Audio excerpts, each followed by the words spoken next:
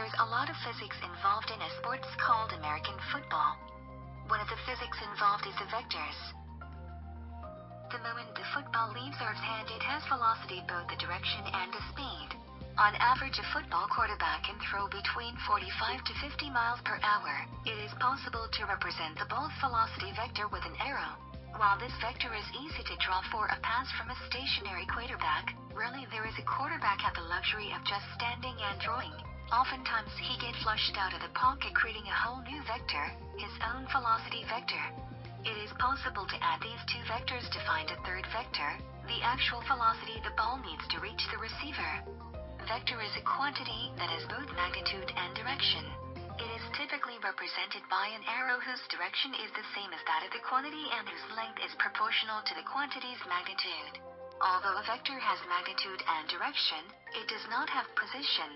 That is, as long as its length is not changed, a vector is not altered if it is displaced parallel to itself. Work is the measure of energy transfer that occurs when an object is moved over a distance by an external force, at least part of which is applied in the direction of the displacement. Work occurs in American football every time a quarterback throws the ball, since the force coming from the quarterback's hand is going to the same direction as where the ball is going to. The same thing happens when a quarterback kicks the ball into the goal of the opposing team.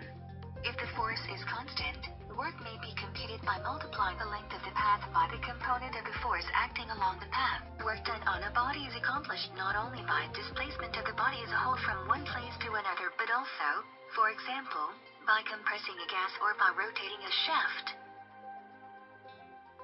Inertia is a property of matter that causes a body to resist changes in its state of motion. Inertia can connect a football through the following example. The quarterback hands the running back the football. While the running back is sprinting to the touchdown zone, he runs into one of the linebackers on the other team, and while he gets tackled and his motion stops, the football pops out of his hands and keeps moving forward. The ball does not know that the running back's motion has stopped. It was moving forward.